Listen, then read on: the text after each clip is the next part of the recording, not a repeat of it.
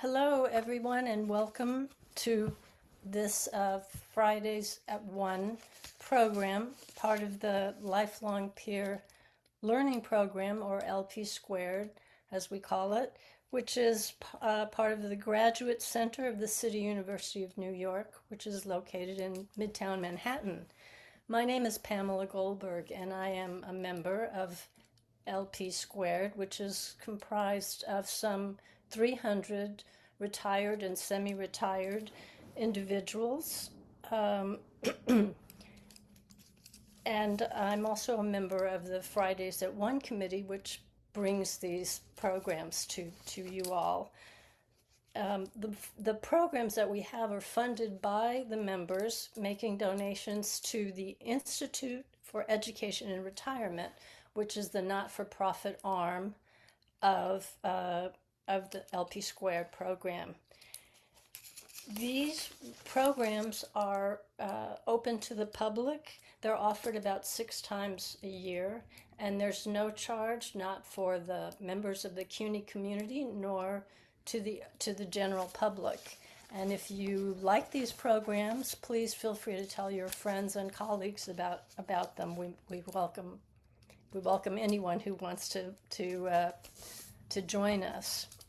LP Squared is a non-degree program offered at the Graduate Center, and we are a very vibrant, lively group of people with curious minds. And what we offer is both an intellectual and a social community for people who enjoy learning, who like trying new things, and who have a desire to be around other people who also enjoy learning and mixing with others who share different interests.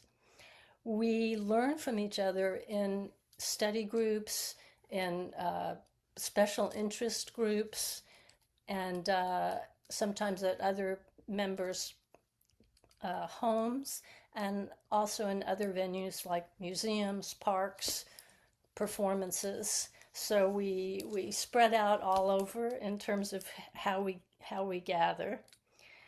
And if you are one of those kinds of people who enjoys being around new ideas, people who are enthusiastic about learning new things, then you would feel quite welcome among us, and we would welcome you.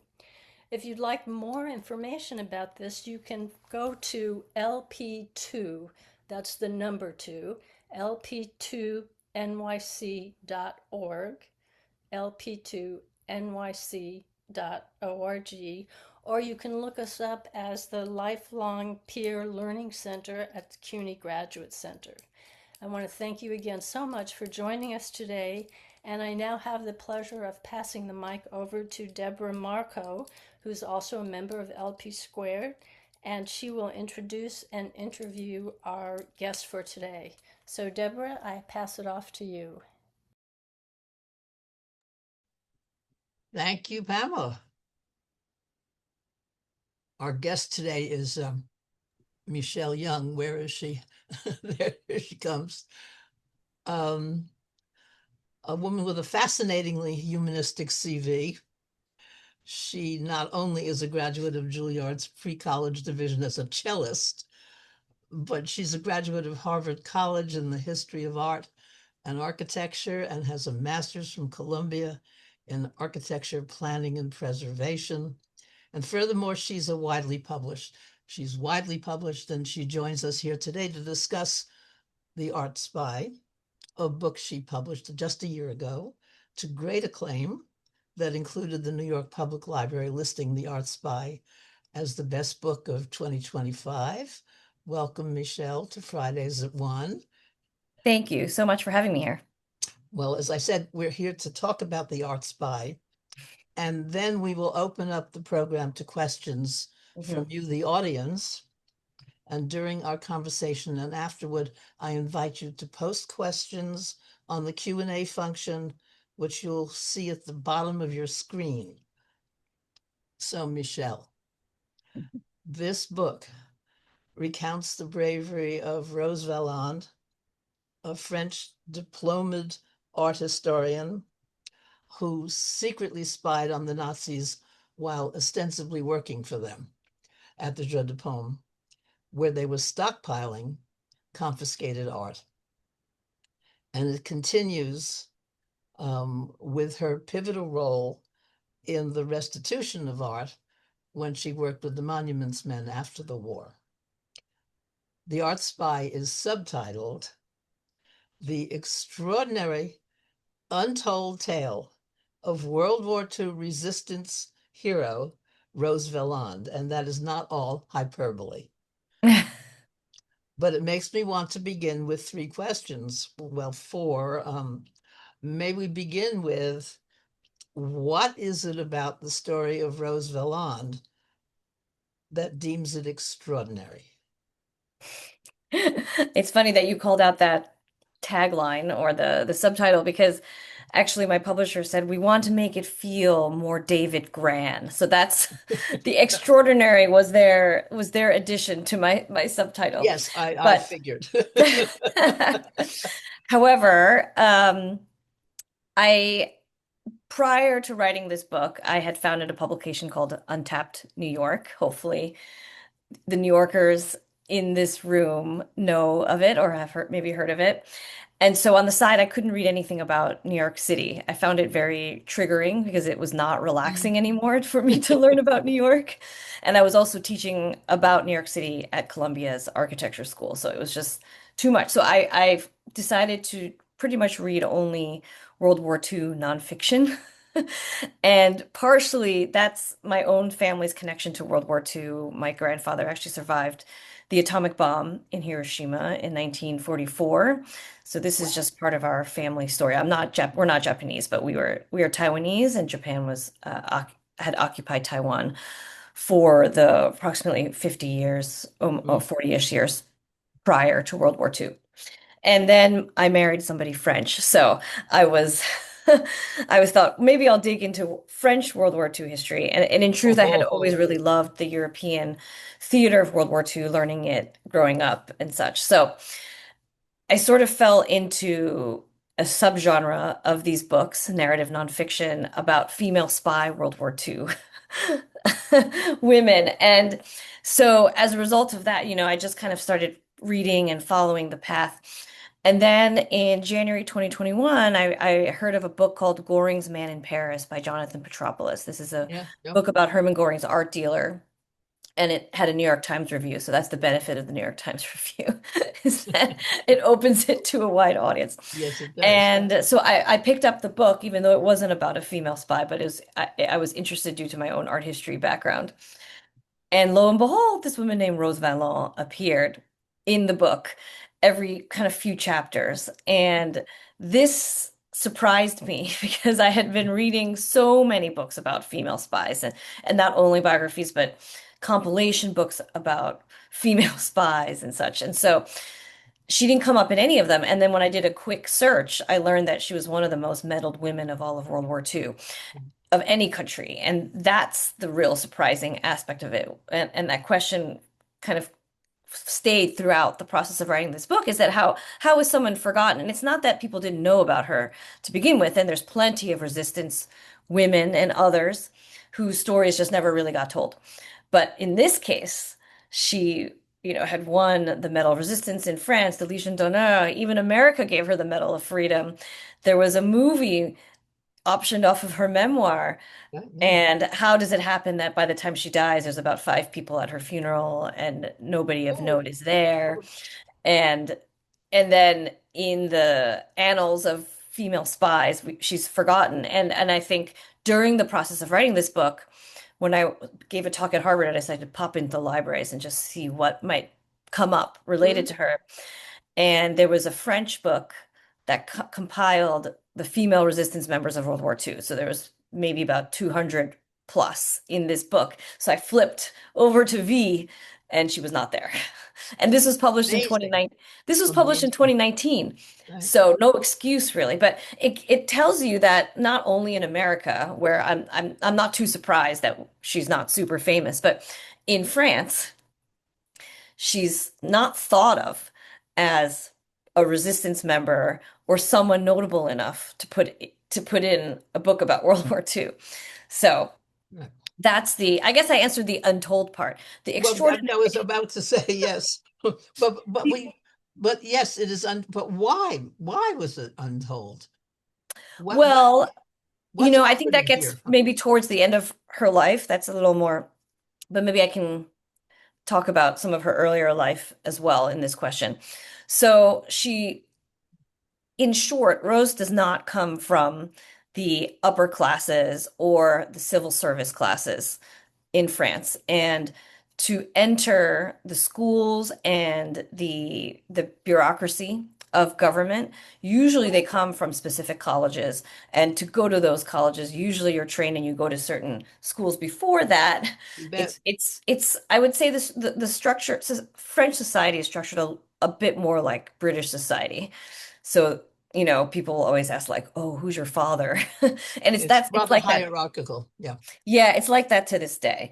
And so she comes from a small countryside village about 40 miles southeast of Lyon, and her father is a blacksmith who has taken over the mother's family forge. So this is a working class family. It would not have been expected for someone born in the Gilded Age, late 1800s, from this area of France, of her social class, to rise up to the pinnacle of the arts world, which she does. Her mother is really intent on getting her educated, so she goes to better and better, applies for her to go to better and better schools, and she ends up eventually at the École des Beaux-Arts, the École de Louvre, and kind of gets the equivalent of multiple master's degrees. But she has to really learn the codes of this part of society. And so one of the most interesting things when I heard the few audios that are available of her, of the interviews she did, most of them are following the release of that movie, The Train, which is a Burt Lancaster film that was optioned off of a small section of her post-war memoir. And so where was I? Sorry, I Where lost my train of thought. how she sounds Oh, on the yes, yes, cast. sorry. So, my husband listened to it as well, and he said she sounds exactly like my grandfather. And his grandfather was someone very high up in the finance ministry in France and had also survived World War II. So same age range and You're right. such. And so from that, I learned that she would have learned to speak that way. Because similarly to England, your accent betrays you in France. And so she would have to learn that way. And it's not just a Parisian accent, it's a way of speaking that indicates that you are from the educated classes. And so she learns this, but she just really, I think throughout her life, doesn't look the part. And the big part of it is that she's lesbian. And in the 1920s, she's not, in terms of her looks, hiding it. And in the 1930s, when she needs to get a job, she kind of becomes much more traditional and wears floral dresses and grows her hair longer. Um, also in terms of her personality, she is not simpering. She's very Mm. direct. She is what I suspected was a bit on the spectrum, and I actually met someone who had met her post right publishing the book who Oh, oh, confirmed oh. this for me.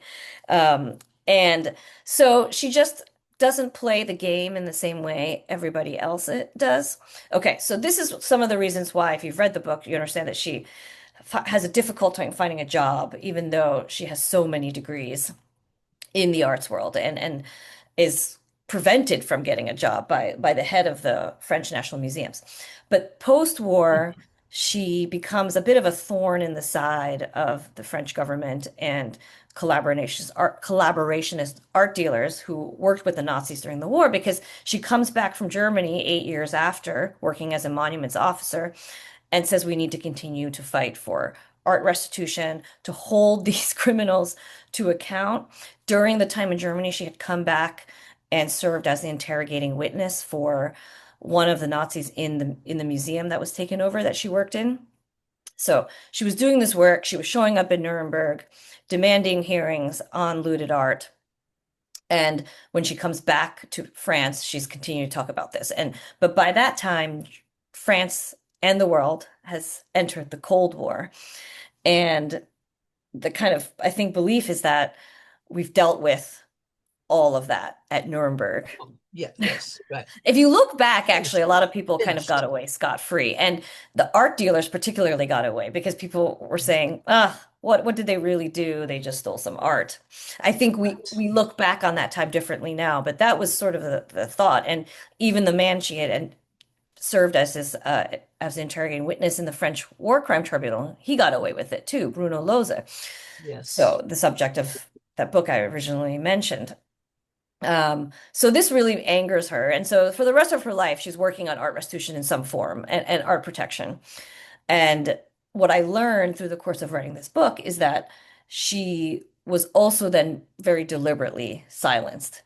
And Yeah. what I discovered through the help of another researcher in France working on Rose's post-war life was that the French ambassador to Germany pre-war, Ponce, actually told her and warned her not to write the second part of her memoir. She had intended to write about the work in Germany, the restitution aspect, Right. and was told it wouldn't be good for you to write this book. So she in turn warns another monuments officer, a French one, tells him, don't write your memoir.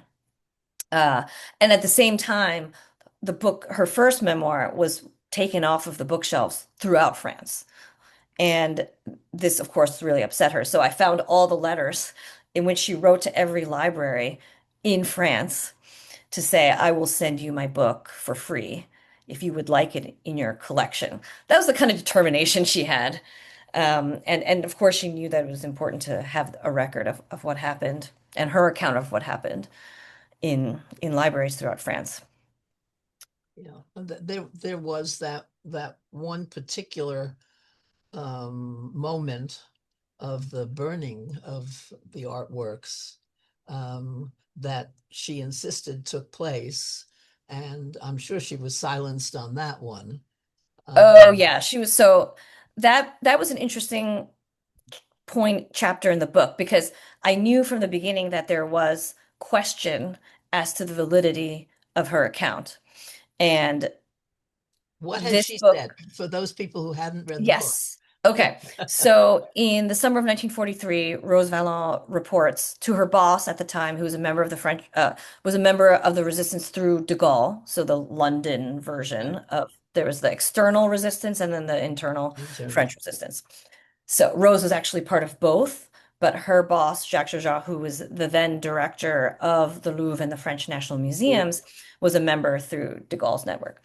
And so Rose was going every few days to report back on what was happening inside her museum. And I want to clarify here that Rose was never employed or working for the Germans in the museum. She was always employed by the French National Museums, but was Ah, allowed to stay there because the Germans needed an agreement with right, Vichy, France, who was still in charge of the museums, to right. use the Jeu de Paume Museum, which was where Rose had been working since 1932.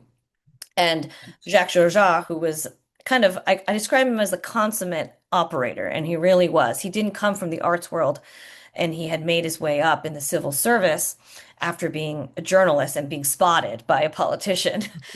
And so he he offers up this museum. We believe he offered it up because it fulfilled all the requirements that the Germans wanted. Basically, no prying eyes, standalone building, truck access. Right. But it They also had they because had run out of room at the they German had run out of embassy. room because they had been looting rampantly since they arrived in France. And they did this in any country, right? They would invade, set up government, loot right away, kind of all part of the same operation.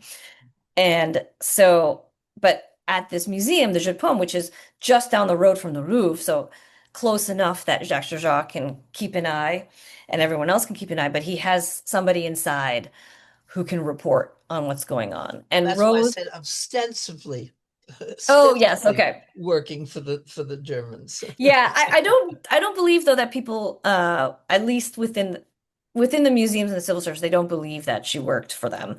No, But no, their no. outside people might have not quite realized. Maybe the And Germans thought that she was. yeah, no, that she made that clear. She had to make that clear on several occasions that she didn't work for them. And so, but Jacques Jajac had someone there, Rose, who he could rely on. She had been very, very helpful in all the protection of the art that was going on pre-war and continued as the war started. the movement of all the art from all the museums to the Loire Valley for protection.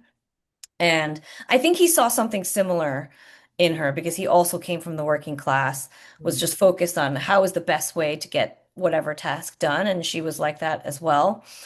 But she also had a deep knowledge of art history and the collection in the museum. So I don't know, from my perspective, a very valuable employee. Right. And of course, the other big part is that she secretly understood German or knew some German. And that's because her partner, Joyce here, is German, but born in England and a British citizen, but had grown up partially in Germany for her basically her junior high and high school time period. And so she and Rose meet in the late 1920s and are living together by the mid 1930s. And so Joyce is sort of the secret weapon here in terms of the German spying, because even if Rose is not fully fluent in German, and that's my belief when the war begins, even though you'll see online that people will say she spoke German, but I can tell from her notes, at least at the beginning, she's listening phonetically to the German. And she's writing a lot of question marks in her notes, and she's not spelling the German names correctly. By the end of the war, she's much better, but Mm. she's also stealing documents and materials, and she's stealing photo negatives. But in terms of the documents, she's taking them out of garbage cans and off of desks, and then she brings them home to copy. And so Joyce would have been able to help in any translation in those aspects. Yeah. And Rose was like a rabid learner, so I'm sure she was coming home and saying, I heard this word, what is it? And what does that mean? Yeah. Yeah. Um, so where were we? Um, Untold, extraordinary. Untold and extraordinary. Well, you have at least three separate strands to weave into a coherent story. You know, you've Mhm, got Rose mhm. Valland, the star of the episode, not a biography per se, but her Right. story Hmm. from her life as a student and would-be curator of museum collections. The Rosenbergs, Paul and Alexander as Yeah. victims and hero, and the Nazis as art connoisseurs and collectors, to put it in a very genteel way. Um, uh, what did you, what was the most difficult part for you?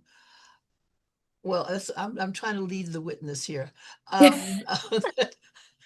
what happened when you found that you had to confront the Nazis and what they were doing?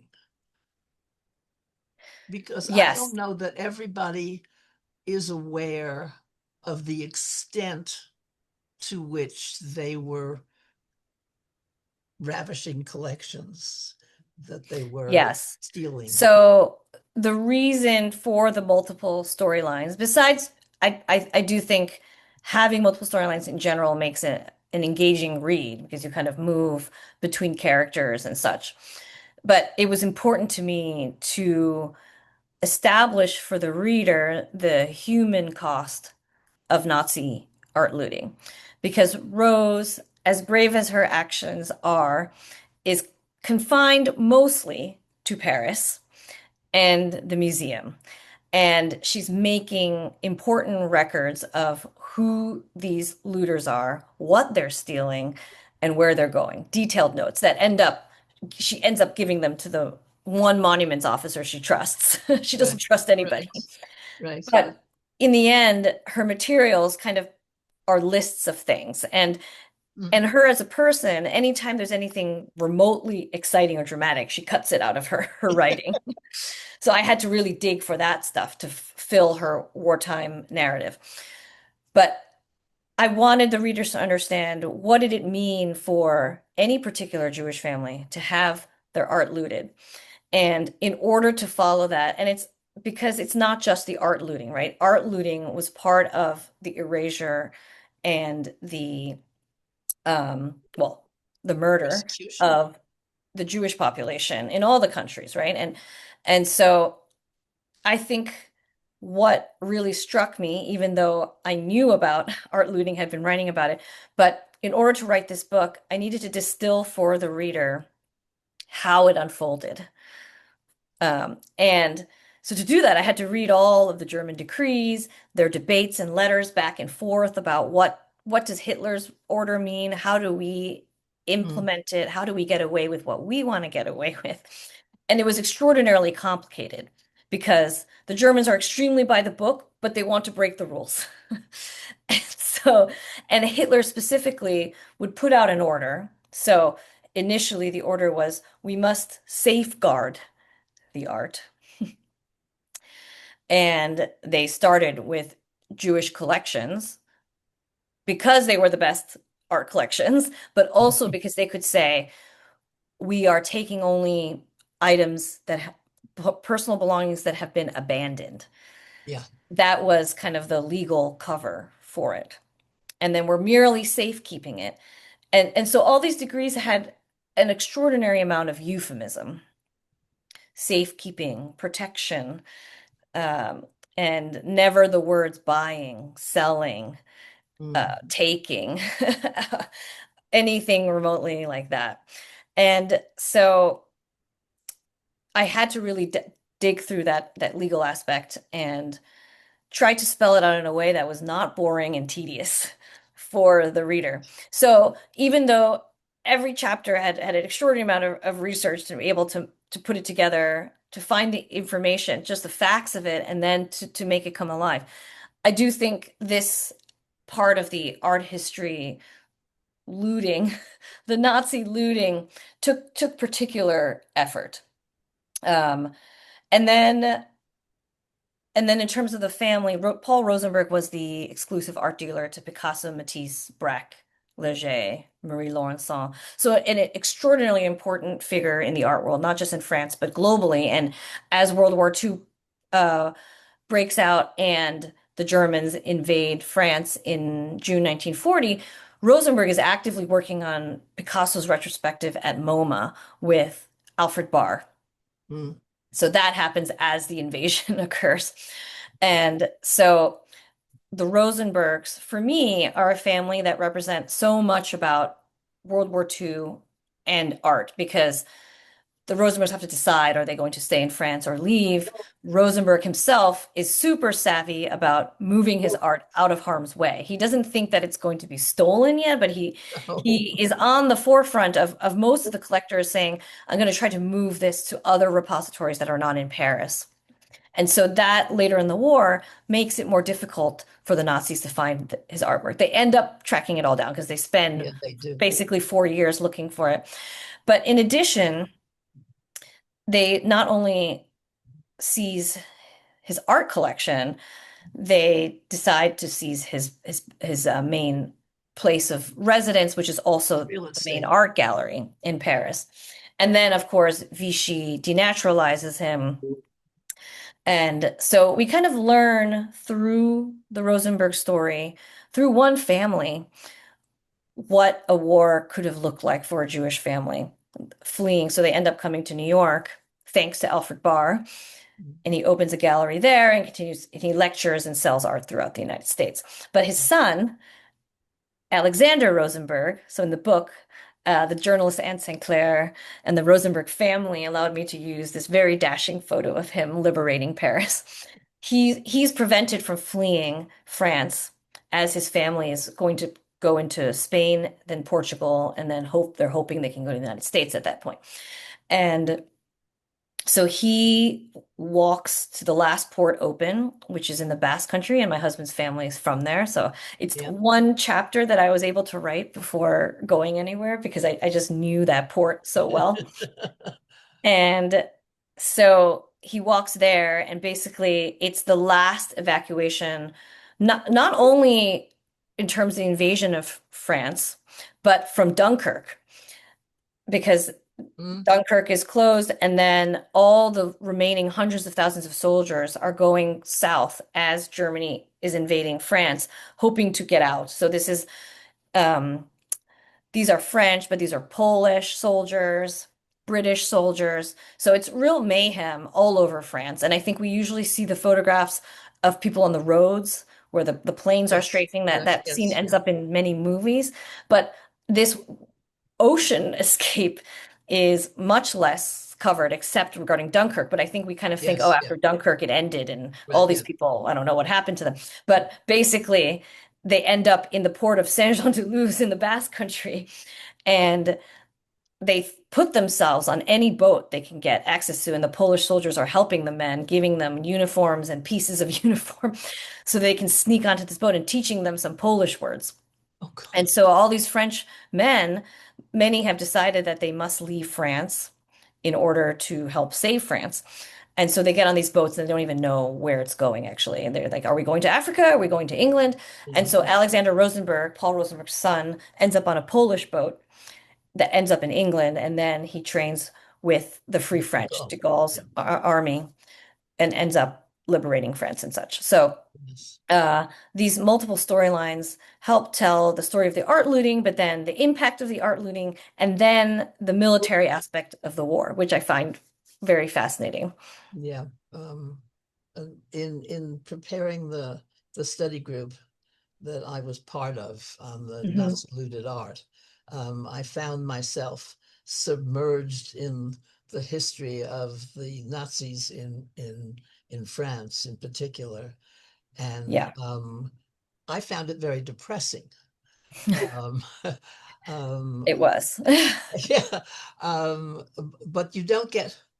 I don't think it's depressing in it was depressing because I was in the middle of reading all of this. Mhm. You knew they were not good guys, but you didn't realize how bad they were.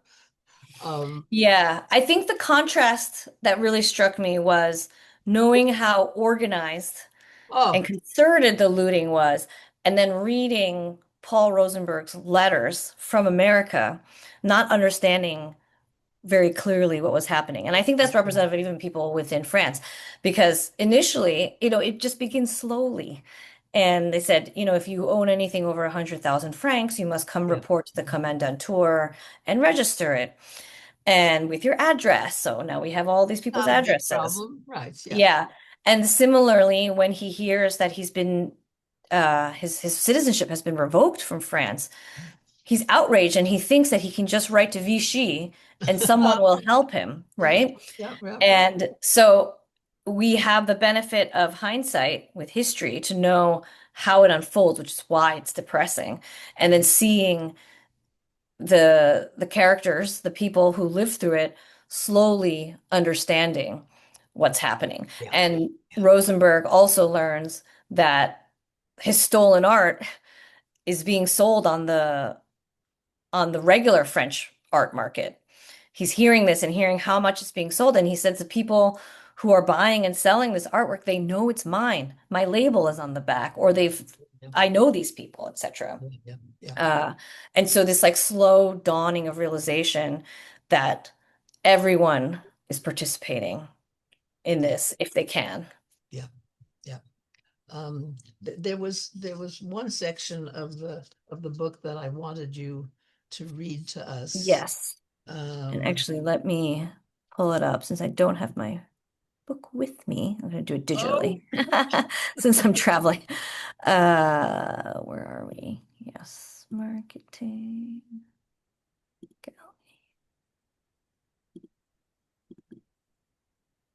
Okay, you can tell me what page. 237. All right, 237. Okay. So you had said something about starting at the top. Yeah, I'll The start budget. this because we Okay, didn't fully. and then just yeah, I'll say that's it. Okay. Go ahead. It's Yes, about because three I paragraphs. realized we didn't fully discuss the burning of the paintings, but here we are. Yes, right. Yeah. Okay. Yes. Okay. Jeu de Paume, July 22nd, 1943. Rose's worst fear was coming to fruition. The Germans had decided the fate of the remaining modern paintings from the Salle des Martyrs. The last classification, V, was for vernichten, destroy. For several days, the entire staff had diligently unpacked and sorted hundreds of modern paintings in the ERR rooms at the Louvre. On July 22nd, Gaston Petit, the head of security, saw the Germans slash a painting formerly owned by the Jewish heiress Madame Schwab de Errico. Eugène Finitzer, a Jeu de Paume guard, watched as the Germans knifed and kicked the canvases with, quote, unbridled satisfaction, end quote. Pictorial arts director Robert Schultz sliced the paintings from top to bottom, and then Walter Borchers came over to stab them repeatedly. Any works by Jewish artists or that depicted anything deemed Jewish, particularly family portraits, were desecrated. They slashed the women's faces in chests. In them was a poison to be destroyed, Rose described, of the rabid view the Germans took toward the chosen paintings. The jarring sounds of canvas punctures and long knife tears echoed through the marble-floored rooms, which had historically been used to showcase art, not to attack it. Each painting held thousands of years of collective evolution in the art of representation, technique, and subject matter. Thousands of years of contemplation on how the real three-dimensional world and the complexity of human nature could be embodied on a two-dimensional canvas. Art is transcendent, a visual medium that stirs emotion and helps people understand their place in a world that can never be fully comprehended. Even the earliest men and women made rudimentary art within the environment around them. This wanton destruction in the ERR rooms in the Louvre served to erase a form of expression through which humans differentiated themselves from animals. And yet, here were men of a supposedly superior race acting in the most inhumane, destructive way. And I think I'm hearing the art historian editorializing here. Yes, yes. It was important there to describe what this meant for the larger perspective. And the chapter goes on to describe the burning of these paintings. So they were not just burned outright, but somehow the need to stab and destroy and stomp on and rip these paintings to shreds and then burn them. And so they are kind of desecrated in the Louvre and then moved to the Jeu de Paume, where Rose witnesses the burning of these paintings. And this is the question that I was digging into because she was her account of this was cast in doubt for the rest of her life, and she had been searching for proof that So she didn't do tell it. us what she did and what you finally found. Yeah. So this is where I mentioned the narrative nonfiction earlier, because when you write narrative nonfiction, there's very little room, if at all. And I didn't want to have any voices come in from a historical perspective, commentary, let's say from modern day historians or such, to say like, so and so historian actually says this. I wanted the reader to be fully immersed In in the whatever place. character they're reading and to feel like they're there. So, and once you add that voice in, you've removed the reader from that. But this was a problematic portion because if her account is in doubt, if it didn't happen, how do I address that? So does it not end up in the book? Potentially, but it is an important moment in her life. So in the back of my mind, throughout the 4 years of working on this, I thought maybe I'll find the smoking gun that can prove this once and for all. And so even though I wasn't dedicating myself to searching for this, I knew as I was going through all the materials that maybe it existed somewhere. And Rose's materials are everywhere throughout France and in the United States. And she was a pack rat type of person, but not really a super organized type of person. She just collected everything and she knew where things were herself. But other people looking into it, it's a little more difficult. So things are mixed everywhere. There's parts of reports in one archive and then located in another, but people think that the other pages are lost. So my job was very much like a detective to because I was going through everything possible to put these things together. And so one day while I was processing the materials that I had photographed in the diplomatic archives in France, I was going through this box and it was not related to this fire whatsoever. But suddenly, in the very back of the box, there were all these handwritten testimonials. And I recognized the names of the people who wrote them because in this kind of work, you need to know every character. And so I had at some point gotten all of the like employment documents for the guards in the museum, the French guards. And so I knew all of their names. And they're distinctive because they're Corsican names. So they're like kind of like almost like Mm, Italian sounding, mm, many of them. And so I recognized the names. It seemed like they were talking about something from the summer of 1943. So I continued to perk up. And it seemed like it was relating to the fire. But I had my husband, when he woke up in the morning, I like threw a computer in front of his face. And I said, "Is this what we've been looking for?" And he confirmed that those were. So she had asked the guards in the museum in the early 1960s if they remembered this event happening to record it and to have it notarized mm, by their local town hall. mm. And the guards were very, very loyal to her. That she had protected them throughout the war. The Germans were constantly trying to pin thefts on them, thefts that they had done themselves. So the Germans inside the museum were stealing art constantly, and then they needed someone to blame. So it was either the French guards or Rose.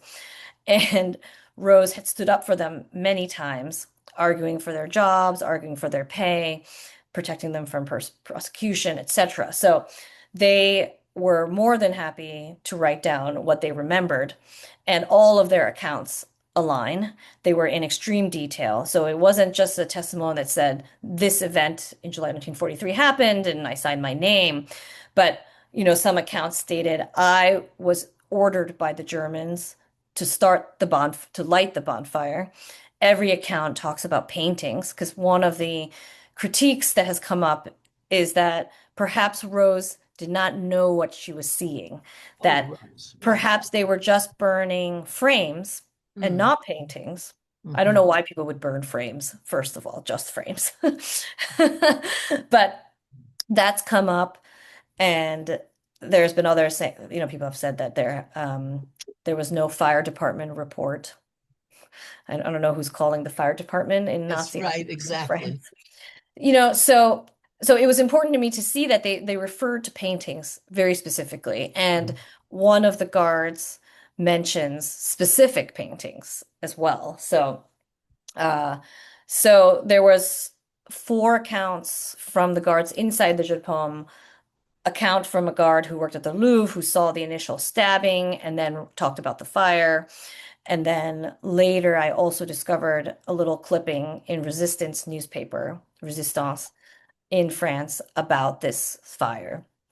right. So that was very exciting because it was not just one smoking gun, but enough in And terms it of exonerated her. corroboration. Sure. Yeah, and they didn't write these accounts together because they were far retired and very elderly at that point, and so they were living all over France, and so they were Uh, all notarized in different places as well. yes, yeah. So yeah, it was very gratifying, I think, to set this record straight. We're not surprised, I think, right, that the Germans burned paintings. They had already been doing that in Germany. Yeah. So this episode is interesting to me that it's kind of it's used to put into question her validity but we don't Yes. question her accounts on any other things, and when you need to restitute a piece of artwork now, people go and look at her records to prove that it was owned by so and so family. So Someone we else. Yeah. trust her on these, but we don't trust her on this one account. It's Mm, odd mm, to mm. me. So you just brought up um, the narrative nonfiction aspect of the book, which is a terrific read, and coming to us in the style of a nonfiction narrative. We Mhm. have an ongoing study group that focuses on that genre of literature. Oh, They read three books a semester in the oh, narrative that's great. nonfiction narrative genre. Well, how did you come to choose that as the format of the story? Um, Oh, well, I love this genre. I've really came to it as a mm, fan, specifically, the World War II narrative nonfiction. So yeah. there was no doubt in my mind that this book would take this format. And my initial gut hunch when I came across Rose for the first time was that I believed that my hunch was that her life must have been much more exciting. Her wartime life must have Mm, been much more exciting than I can find initially. mm, And so I had always been just interested primarily in the 5 years, let's say, of her war. And so that's what narrative nonfiction allows you, is to approach a subject through some angle. It doesn't have to be time. It can be some aspect of their life or their personality. And for me, this was I wanted to look at the 5 years of her life. And I think narrative nonfiction opens up subjects to a larger audience, and that was important to me. I Mm, wasn't interested in writing kind of the exhaustive biography of this woman, which may not be as widely read. I wanted people to understand her story, why she's important, and the larger story and what of was happening? what was happening in the war. And I want many people to understand how that unfolded. And Did you need? so, Yeah, and go ahead. and you know, I think narrative nonfiction is also what publishers are looking for. So it all kind of aligned. But I think the interesting thing that I've learned through, the book is 11 days away from being 1 year old. Right. Yeah.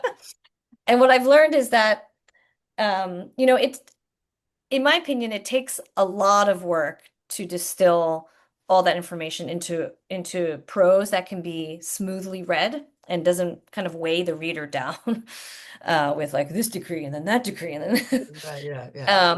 but what's interesting is that I think sometimes people don't realize how much effort it takes.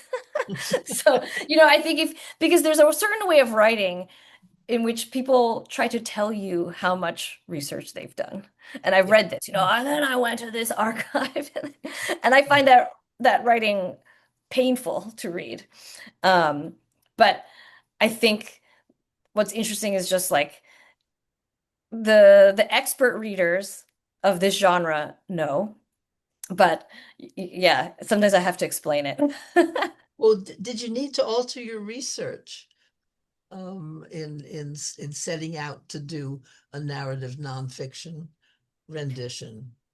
No, I think the process is the same, and I'm now writing a more modern day book, and it's still the same. With any chapter I do, or so, part of the story, I do an initial like exhaustive research on almost everything available on that particular thing, Hmm. right? And then I distill that and I process that in my head and through notes. And then at certain point I say, okay, ready to Hmm. write the chapter. And then as you're writing, you realize what Where holes the you have. holes are. Yeah. And then you go out and look for it, right? And so sometimes you might go down to an archive and you come out with something, but it's really only formed one adjective, maybe, in your story, but it's a key But adjective yeah, of that yeah, sentence. exactly.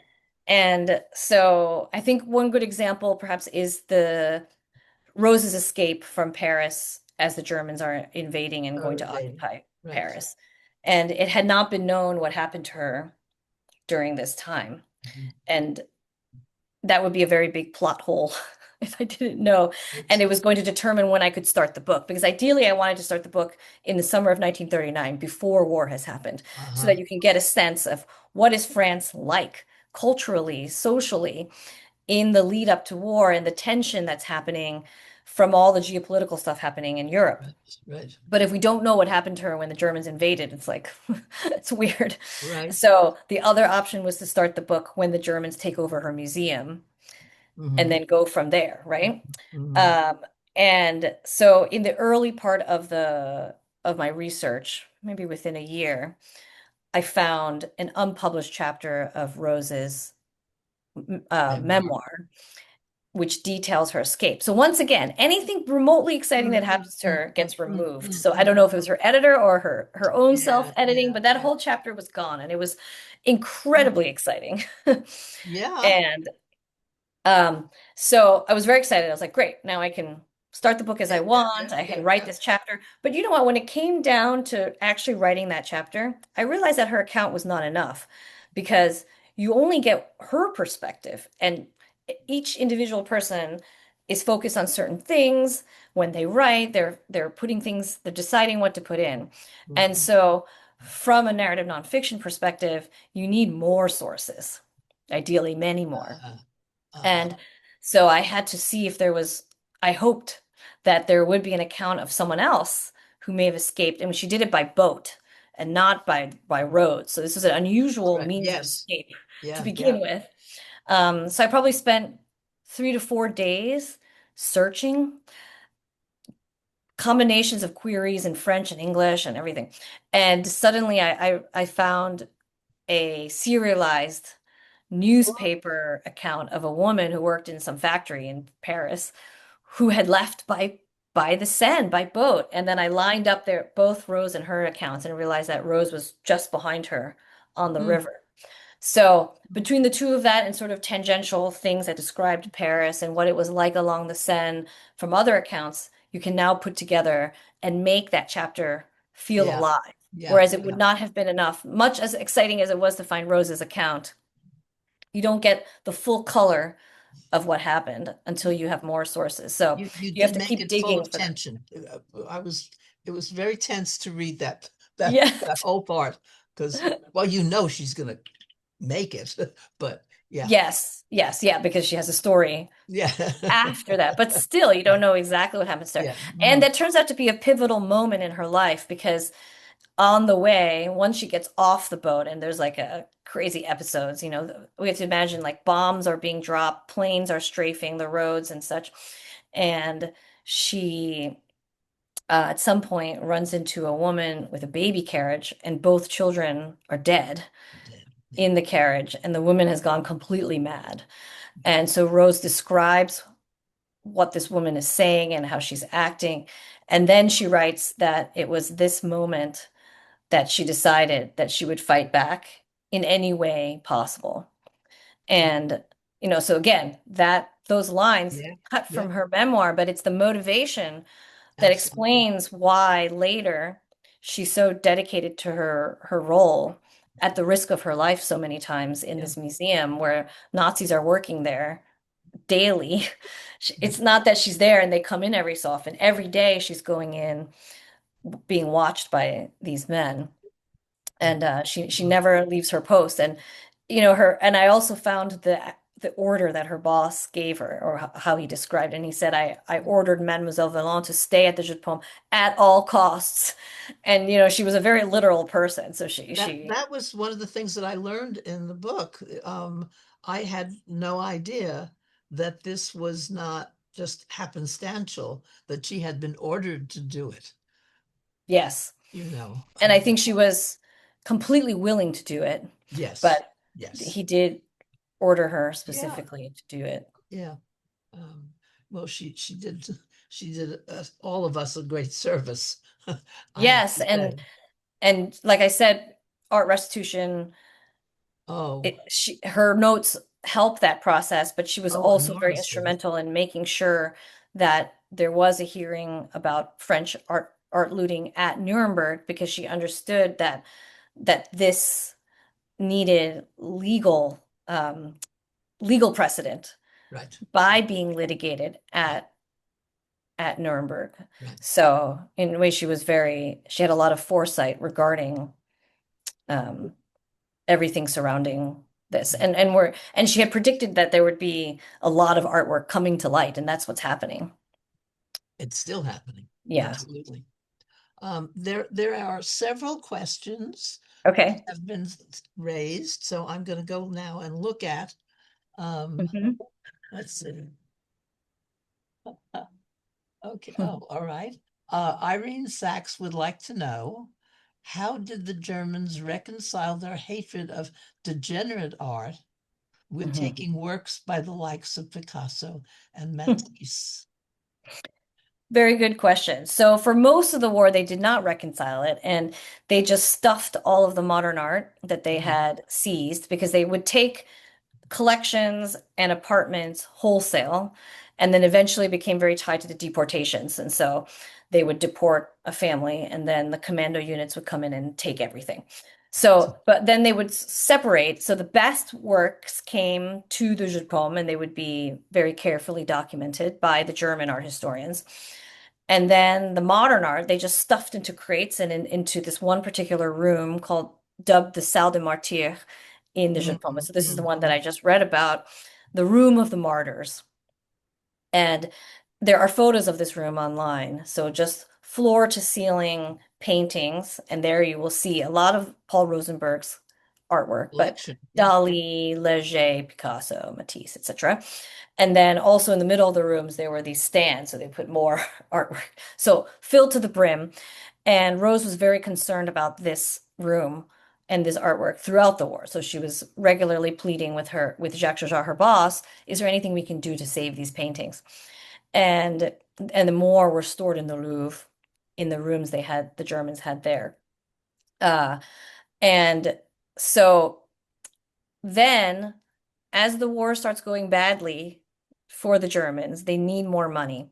And so Hitler at some point decides that Impressionism is okay.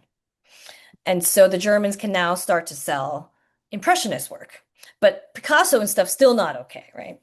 But the other very important moment in Rose's wartime life is her saving of the train. And so this is the episode that kind of sparks the Burt Lancaster movie. Mm-hmm. And it's the last train of art that the Nazis are hoping to move out of France. And it contains 1,000 paintings, 50 sculptures, and 47 train cars of just Jewish-owned belongings. So from jewelry to forks and everything. But Rose is primarily interested in the artwork portion. And this contains a lot of modern art, and in particular, a lot of Paul Rosenberg's collection. So they had taken the things from that room, the Salle des Martyrs, which of course was the best, right? They did put it on the wall, kind of displayed, and then they moved it on the train because they were hoping to move it to Eastern Europe, Czechoslovakia, and then move it to a friendly country, probably Switzerland, to try to sell it. So Hitler still did not want any modern art within Germany or Austria. But the Nazis under him felt we can move this to Eastern Europe, which we occupy, and then try to sell it to support the war effort. So that's how they kind of eventually came to terms in some way with modern art. It became a very practical financial consideration. Um, so Irene followed that up with the question of how good was Goering's taste? Oh, Did Rose he? liked to make fun of him. So I have some quotes in the book. She described him very vividly, which is unusual for her. She's usually very dry in her descriptions, but she described how he kept like emeralds in his pocket and would play with them. She described how really she made fun of essentially how he thought of himself as such a connoisseur. But of course she is the connoisseur. So she found it very amusing watching all of this. I mean, amusing. I Amusing. would say that she laughed in her notes, but you can tell that she finds him to be quite the character. She looks down on his artistic She and his does. aesthetic, yeah, abilities. And she mentions that. And yeah, and she describes how he wears I think it was like silk pajamas in his train car that he takes the art back in, etc. Things like Mhm. this. Um, and one of the things I also located after much effort, more effort than I thought, was an article she wrote about Goring's last visit to her museum as the war is not going so well. And Mhm. so it's a contrast to the earlier times. And he comes at least 20 times to the Jeu de Paume for shopping. So initially it's this they go all out to display artwork just like in a museum, showing him things. He's holding things in his hands, he's smoking cigars, they're savoring champagne. It's these really elaborate exhibitions. And this last one, it's like they barely have any artwork to show him. He's mad about that. He's grunting at his subordinates. And she writes this for a French newspaper Mhm. after the war. Yeah. Uh, yeah. Uh, he he he was usually present the day after a capitulation. That's how he Oh, came yeah, I'm into sure. And Amsterdam. and every time he heard there was art in any country, he would then redirect his train Yeah, to absolutely. go shopping there. Yeah. Um, has there been any Lynn Brenner was asking whether or not your book has been translated into French. It's in process. It's supposed to come Yes, out next summer. oh good. Yeah. Oh Yeah. good. And it also came out in Italian this past fall. Aha. Yeah. That's And true. hopefully more. These things are like very nonlinear, just like, I don't know, maybe the question will come up, is there going to be a movie? And the same thing. It's like Hollywood, it takes time and sometimes you're surprised, like 10, Mhm. 15 years later. Yeah. And so book translations are not quite that long, but it's it can take a lot longer than we expect. Yep. Yep. Well, is there anything that you want to emphasize really in your history about Rose? Is there anything that No, but were there more questions from let's from the see. group? I can look too. Um, Yeah. well, why do you of the relationship between so-called degenerate art? Oh, maybe I'll answer Mel's question right now about Oh, here's Mel. Okay, yes. well connected. So we watched the movie The Train in a study group this year. Rose is portrayed as a person well connected to the resistance in an attempt to prevent the art from being shipped to Germany. Was there any truth to that at all? Or was it just a fabrication? Okay, so this was important to me too, because one of the critiques that still exist about Rose today was she really in the resistance? And the French love to ask this question. And I find it extremely annoying because I feel like it's asked by people who want to sound like they know things. Right, right. And so, like, even my father-in-law, when I was like, I'm going to write this book, was she really in the Oh, resistance? And I'm like, yeah, do yeah. you need more evidence than the medal of resistance? I mean, I can end the thing there, but okay, if you want more. So I was curious myself, because we know that she reported to Jacques Chaujar, who was in the resistance, but was she in the, like, can she claim membership directly? I mean, Mm-hmm. I don't know. All this is always like not black and white, right? Technically, if she's reporting to Jacques Chaujar, she's in the network, right? But Yeah, okay, right. does she have a direct contact, let's say, within the French resistance within France?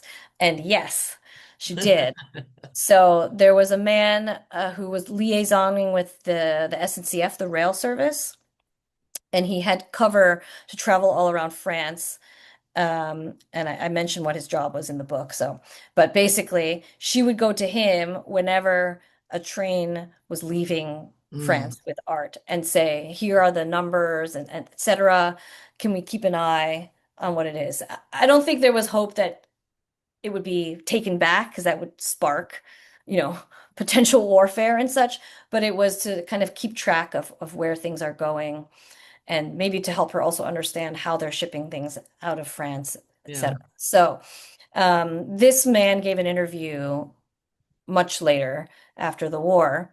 So we know from his account that she came to him directly. And specifically for that episode of the train, she came to him directly. So it's not quite as they show it in the movie where they gather in a room and but we know that definitely for this story of the train, she went to the French resistance because at that point she was trying everything possible, right? You can imagine, okay, Yeah. how do we save this last train? We try everything we can. And so Jacques Chaujar is part of the civil service. So he can formally ask the SNCF to stop the train or stall the train. But Rose can't do that because she's not the head of Yeah, another yeah. agency. So she asks him to try to do that. But then she knows that within the French resistance, they can try to sabotage it, right? So I don't think Jacques Chaujar can formally ask the SNCF to sabotage the train, but he can, Yeah, diplomatically say, let's yeah. do what we can to slow this train down. Right. Um, so I believe it's the internal French resistance that kind of gets the message to sabotage it. Marjorie Hines, who led a study group on Vichy France, um, asked the question, no, makes the comment. Yeah, Um, 2021 book. Excellent. all right, so, Great. well, There is everybody four. can't see it, so I've got to read Okay. the whole thing. Michelle probably already knows this, but on the subject of Rose not having been recognized as a resistante, my daughter, who lives in France, gave me a 2021 book called Resistance, 1940 to 44, which has 4 pages on Rose, Excellent. complete with photographs and copies of her handwritten notes. Yikes. Excellent. That's great. See, between 2019 and 2021, progress. Yes, And I would right. say that Amazing. There, in the last few years, there have been a lot of new, like, kind of news programming, podcasts and such in France about it, and Mm. they dedicated the plaza next to the Jeu de Paume to Rose and put a marker. So, but the Rose Valland Association in France, in her hometown, whom I worked very closely with for this book, they've been trying to raise awareness for this since the late 1990s. So it just takes a lot of time, um, particularly for her. Yeah, yeah. Um, let's see. I think a couple So, people asked about the German documents. right. Yes. So in terms of the research, a lot of archives in France, but also archives in Germany, Latvia even. But so I didn't have to go to Germany this for this book, but I did um, request documents from the German archives. So they are very organized, which is Oh, great. strange. The French Yes. archives are, depending on the archives, is different. But the German archives, so some of the things I requested included the handwritten diaries and um, work notes of Hans Posse, who was Oh, the yeah. curator appointed by Hitler to create the Führer Museum. Yeah, yeah. And through that, I learned that, when did he visit the Louvre in Paris? Did he go to the Jeu de Paume, which he did once, I believe, uh, and various other archives for information.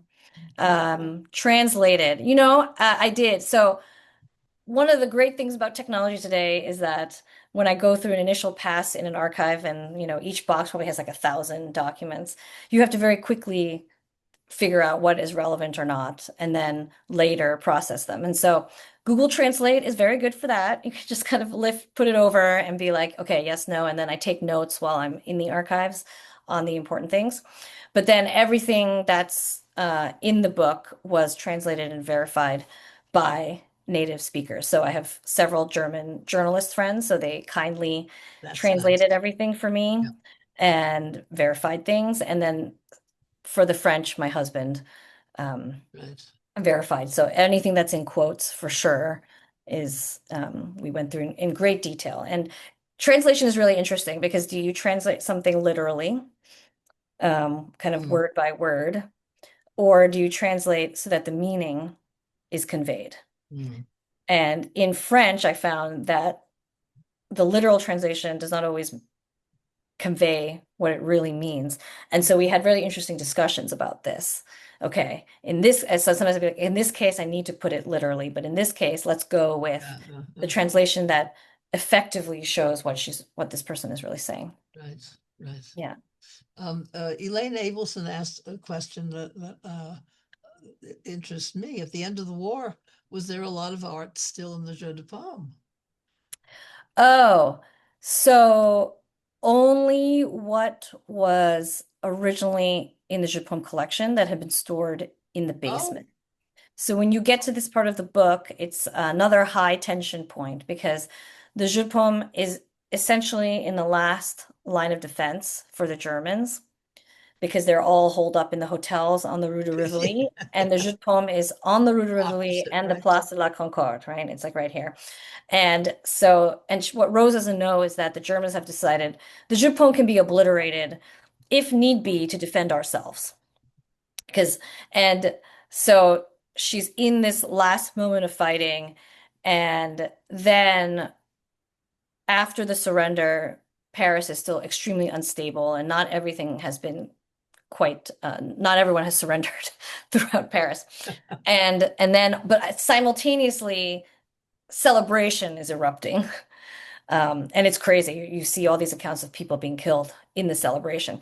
Yeah. And and then they're also looking for collaborators to kind of kill spontaneously on the street and stuff. And so at some point, Rose's museum um, is comes under suspicion because there's like sniper fire going on and around the museum, and one of her guards goes up to look at like the kind of the celebration, and so the the French and anyway, the Allies think that he's a sniper. And so um, the tanks start firing at the museum, and then the mob breaks in. And so Rose is desperately trying to protect the things in the basement. And I'll let you guys read what happens because it's very dramatic. And I almost started the book here at this exact moment. But I believe it's about 1/3 of the museum is still in the basement of the museum collection. Yeah. And that includes a Frida Kahlo painting. So I dedicate a little chapter to Frida Kahlo because Rose helps to acquire this. And it's the first museum in the world to To have acquire both. a Frida Kahlo painting. But it's not important enough to move to the Loire Valley yet. She's not important enough. So they stick her self-portrait in the basement for the war. So there's still really important artwork down there. It's just that in their categorization has been deemed less important and to be moved out Right. to safety. So a couple of questions about the Rosenbergs. Susanna Justman wants to know, do you know how much art the Rosenbergs were able to keep? I think they were important dealers again after the war. Well, Yeah. that's So what I don't he have had exact, I shipped don't have out. oh, sorry. That's stuff he had shipped out earlier, certainly. Yeah. So I don't have exact numbers. However, Rosenberg had a gallery in London. And so a lot of things were there and could be in the initial stages moved there. So that actually includes Van Gogh's Starry Night. So had that painting been in France, we may not have it today. Right. The other thing to note about the Rosenberg collection is that it was an extremely high quality collection. Rosenberg was focused on the best of whatever painter and whatever time period. And of course, he had a focus on modern art and impressionist art as well. And so those were deemed by the Germans a little too valuable to destroy or burn. And so that's why his paintings end up on this train at the end of the war. So he was fortunate due to his collecting strategy that many of his artworks were preserved. Not to say that nothing is missing. The family is still looking for There's still quite a number of artworks. And so, yeah, it's still a tragic story. And some of the paintings or drawings they're still looking for some personal ones by Picasso because Picasso used to live next door to the Rosenbergs. And Paul and Picasso were extremely good friends. And so Picasso would come over all the time and sketch the family. So those sketches are still missing. So I find that very distressing personally. And then if anyone's interested, Irene asked if there's a book. So the descendants of Paul Rosenberg include Anne Sinclair, who is a very famous French journalist. And she wrote a book about her family, which was very useful. And it's translated to English called My Great Grandfather's Gallery. So recommend that read as well. Yeah. The gallery was at 21 Rue de Boissy. There was an exhibition at the Musée Mayol in Paris that they entitled 21 Rue Oh, yes. So Boissy, that was in conjunction. which Yeah. had to do with the collection. And Yeah. several people, not understanding that the exhibition was at the museum, went to 21 Rue Boissy. Oh, no. Thinking Well, that's where I it did was. I went in there today because it's an office building. You can't just really like saunter in, but I messaged every company in the building. This is how you do it, you know. And Veolia, which is like a very big international conglomerate, they answered me of all the companies. And they were so kind. They took me through everywhere. So you can Very see a lot of nice. the original details still. Yeah, I'm sure Yeah. they're pretty good at keeping things, as they were. Yeah. Let's see. I see a few more. Are there more questions? Yeah. Yeah, Yeah, let's see. Yeah, go ahead. Rothschild wants to know how Rose came to work with the Monument Men. Well, that has to do with the Oh, relationship yeah. with Rorimer, doesn't it? Um, Not, yeah. So she was commissioned by both the American Army and the French Army. And so, I mean, she Ah, petitioned to ah, join the monuments officers. And but her connection to the American portion is primarily through James Rorimer initially. So Rorimer was a curator at the Metropolitan Museum of Art. He's responsible for building the cloisters, and then he becomes director after the war. right. And but he went to high school in Paris, so he could speak French fluently. Mm, mm, And similarly, I think Rose saw something in him because he was just a very honest, focused on the art kind of person. And she was looking for someone she could trust. She didn't want to trust anybody. She was worried that she was just going to give her intelligence and it would just get siphoned away on a desk mm, somewhere. mm, And so she met Rorimer on many occasions. He was hoping that he was actually kind of sent to try to convince her to give up her intelligence. And so she decides in the end that she can trust him, and then insists that he must go to Germany and ah, try to find where the artwork went and stop the art from being destroyed by the Germans in the last days of the war. And then she works with many of the officers, monuments officers of many countries while she's in Germany for 8 years. So she's at the Munich I mean, collecting eight point. years, that's a long time. It's a long time, yeah. So I'm sure her German was very good by the end of that. Yeah. Um, but yeah, so there was like there were collecting points in which the art would come to, and then they would sort and figure out which country does it belong to, who does it belong to, and then Mm, repatriate it from there. right, yes. And Carol Sterling has a question wanting to know what was the most gratifying aspect of the project and Mm. what was the most challenging aspect of the project? That's so interesting. Okay. So I think gratifying was realizing that with enough effort and kind of steadfast attack on something like this, that I was able to Mm, close the holes on all the questions that I had. But it takes a lot of patience and waiting, and you know you can't expect things to come right away or appear out of nowhere.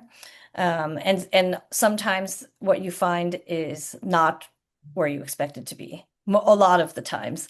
And you know, and documents are often in the most boring places. I mm, mean, sorry, what you're looking for is often in the most boring documents. So one example, which is small, but the episode of Rose leaving by boat. Eventually, early on, she loses the boat, and because anyway, you'll read it in the book. But I wanted to know what happened to the people on the boat. I'm one of those people that like I need to know how everything happened. And I found that in like a box of receipts randomly. I requested a box in the archive and not looking for this. And then I said, "Oh, I know the name of this folder, this guy. He had driven the boat." And lo and behold, it Oh, was like what happened on that trip. And so but the big things were, you know, what happened to Rose during the invasion of Paris, the yeah, fire. Um, and then some of the post-war things. And the most challenging, you know, interestingly, I found the editing process exciting but also challenging because of like the time frame. We had to do it very, very quickly. So I didn't sleep for kind of many weeks. Didn't expect that to happen and kind of nearly lost it at the end. But I think I discovered that I just love this kind of long-term work. I had worked on kind of online writing for so long mm, and, you know, had become very accustomed to that. But I've discovered that I really like these long time frames because it gives you the opportunity to write, to rewrite, to discover new things, and like this long-term shaping of prose is really interesting to me. yeah, yeah. Well, you're going to keep at it, I'm sure. Yeah. Thank you so much, really, Yeah. for But if talking with anyone us. has additional questions we didn't get to, you can email Yeah, me. well, yeah, My that's I'll good. put I can put my website here where I can put Oh, in the chat. one more Yeah. question. Two questions, actually. Lynn Brenner wants to know if there's a movie, who should play Rose?